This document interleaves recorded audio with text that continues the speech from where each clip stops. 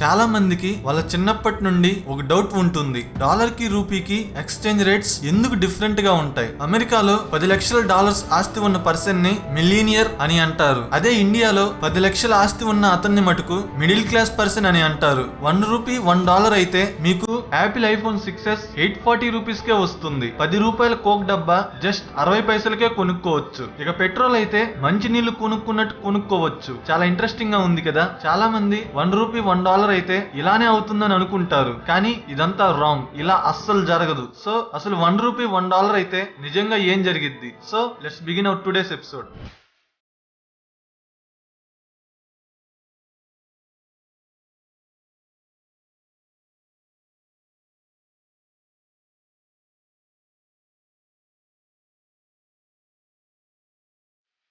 $1 అవ్వడానికి 2 కేసెస్ ఉన్నాయి. ఒకటి ఓవర్ నైట్ లో మారిపోవడం, రెండోది $US వీక్ అయ్యి రూపీ స్ట్రాంగ్ అవ్వడం. మనం ఫస్ట్ మొదటి కేస్ గురించి మాట్లాడుకుందాం. కంట్రీ ప్రొడక్టివిటీ మారకుండా, మన శాలరీస్ లో ఎటువంటి చేంజ్ రాకుండా ఓవర్ నైట్ లో $1 అయింది అనుకున్నాం. ఒక మంచి ఇండియన్ ఇంజనీర్ నెలకి $75,000 సంపాదిస్తాడు. అంటే ఇతను US లో $3,000 సంపాదించే మనిషితో సమానం. ఇప్పుడు $1 తో సమానం అయ్యింది. కానీ ఈ ఇండియన్ ఇంజనీర్ ప్రొడక్టివిటీ శాలరీలో మటుకు ఎటువంటి మార్పు రాలేదనుకుందాం. అంటే ఇప్పుడు ఈ ఇండియన్ ఇంజనీర్ శాలరీ $75,000. ఇప్పుడు ఇతను ఆనందంగా తన శాలరీని తీసుకుంటాడు. ఫర్ సపోజ్ ఇతను ఒక ఫోన్ కొనుక్కోవాలనుకున్నాడు. ఇంత శాలరీ వచ్చాక ఎవడు మామూలు ఫోన్ కొండు. ఐఫోన్ కొందామని యాపిల్ స్టోర్ కి వెళ్తాడు. అక్కడ యాపిల్ ఫోన్ అతనికి 840 రూపీస్ కే దొరుకుతుంది. ఎందుకంటే $1 కదా. కానీ ఒక్క నిమిషం, యుఎస్ లో $3,000 ఎంప్లాయీ దొరుకుతున్నప్పుడు అదే పనిని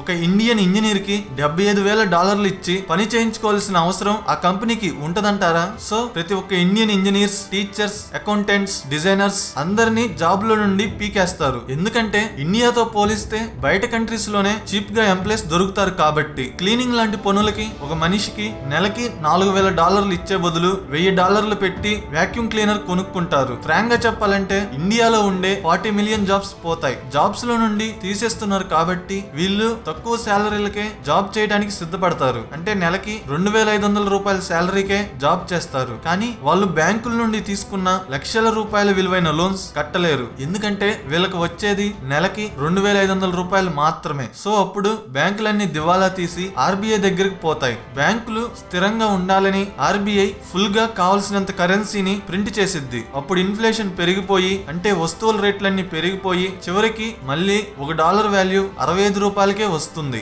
సో ఇక మనోళ్ళు తక్కువ శాలరీకే జాబ్ చేస్తున్నారు కాబట్టి కంపెనీలు తిరిగి ఇండియాకి రావడం మొదలు పెడతాయి. సో ఫర్ ఎగ్జాంపుల్ ఒక రోడ్డు 1 మైల్ లెంగ్త్ ఉంది. మనకు తెలుసు 1 మైల్ అంటే 1.6 కిలోమీటర్ అని. ఇప్పుడు మన మైండ్ లో ఆ రోడ్డు లెంగ్త్ 1 మైల్ అని గుర్తుపెట్టుకొని నడిచినంత మాత్రాన కిలోమీటర్స్ వాల్యూలో ఏమన్నా చేంజ్ వస్తుందా? మైల్ అండ్ కిలోమీటర్ అనేది జస్ట్ మన కన్వీనియన్స్ కోసం పెట్టుకుంది. సో అలాగే rupee and dollar conversion rates కూడా మన కన్వీనియన్స్ కోసం పెట్టుకున్నవే. ఇనీషియల్ గా $1 4 రూపీస్ పెట్టి ఆ విధంగా మన ఇండియన్ ఎకానమీని డిజైన్ చేశారు. ఇనీషియల్ గా $1 ని $100 అని పెట్టి కూడా మన ఎకానమీని డిజైన్ చేయొచ్చు. మన కన్వీనియన్స్ కోసం ఎలా అయినా పెట్టుకోవచ్చు. ఓవర్ నైట్ లో $1 అయితే ఇంకో సినారియో కూడా ఉంది. $1 అయ్యింది కాబట్టి ఇండియాలో యావరేజ్ గా ఒక్కొక్క ఎంప్లాయీకి $1 lakh శాలరీ వస్తుంది. కానీ యుఎస్ఏ లో మటుకు యావరేజ్ గా ఒక ఎంప్లాయీకి $54,000 మాత్రమే వస్తుంది. అంటే ఇండియాలో నెలకి ఒక్కొక్క ఎంప్లాయీకి $1,00,000 శాలరీ కాబట్టి ప్రపంచంలో మందే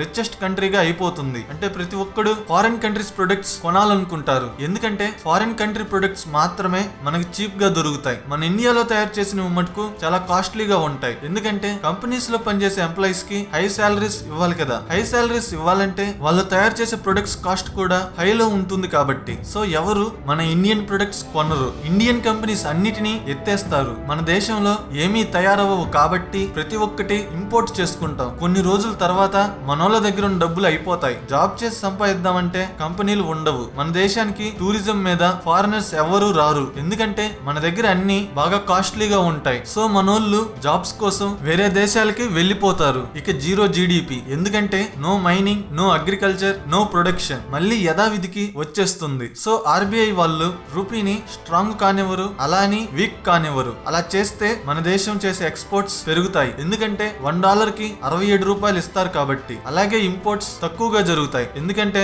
మనం 68 రూపాయలు ఇచ్చి $1 కొనుక్కోవాలి. ఎక్స్పోర్ట్స్ ఎక్కువగా ఉండి ఇంపోర్ట్స్ తక్కువగా ఉంటే మన దేశం మంచి పొజిషన్ లో ఉంటుంది. చాలా మందికి ఒక మిస్కాన్సెప్షన్ ఉంటుంది, $1 ఈక్వల్ టు 67 రూపీస్ అంటే ఇండియా కన్నా యుఎస్ ది స్ట్రాంగర్ ఎకానమీ అని. ఫర్ సపోజ్ 3 బ్రదర్స్ ఒక విలేజ్ నుండి వెళ్లిపోయి ముగ్గురు 3 వేరే వేరే దేశాల్లో స్థిరపడ్డారు. ఒక కంట్రీలో హైట్ ని ఫీట్స్ లో మెజర్ చేస్తారు, ఇంకొక కంట్రీలో హైట్ ని సెంటీమీటర్స్ లో మెజర్ చేస్తారు, మూడో కంట్రీలో హైట్ ని ఇంచెస్ లో మెజర్ చేస్తారు. అయితే ఒక ఫెస్టివల్ అప్పుడు ఈ 3 బ్రదర్స్ ఒక రూమ్ లో కలిశారు. ఒక దేశం వాడేమో ఈ బెడ్రూమ్ లెంగ్త్ 12 ఫీట్ అని అన్నాడు, ఇంకో దేశం వాడు ఈ బెడ్రూమ్ లెంగ్త్ 360 సెంటీమీటర్స్ అని అన్నాడు, మూడో దేశం వాడు ఈ బెడ్రూమ్ లెంగ్త్ 144 ఇంచెస్ అని అన్నాడు. వీళ్ళు ఇంతగా గొడవ పడినప్పటికీ రూమ్ లెంగ్త్ లో ఏమన్నా చేంజ్ వచ్చిందా? ఫీట్స్ లో మెజర్ చేసేవాడు సెంటీమీటర్స్ అండ్ ఇంచెస్ తో మెజర్ చేసే వాళ్ళతో పోలిస్తే సుపీరియర్ రా? అలా ఏం కాదు, జస్ట్ అవి యూనిట్స్ కన్వర్జన్ రేట్స్ మాత్రమే. కరెన్సీని బట్టి కంట్రీ యొక్క స్ట్రెంగ్త్ చెప్పడంలో అసలు అర్థమే లేదు.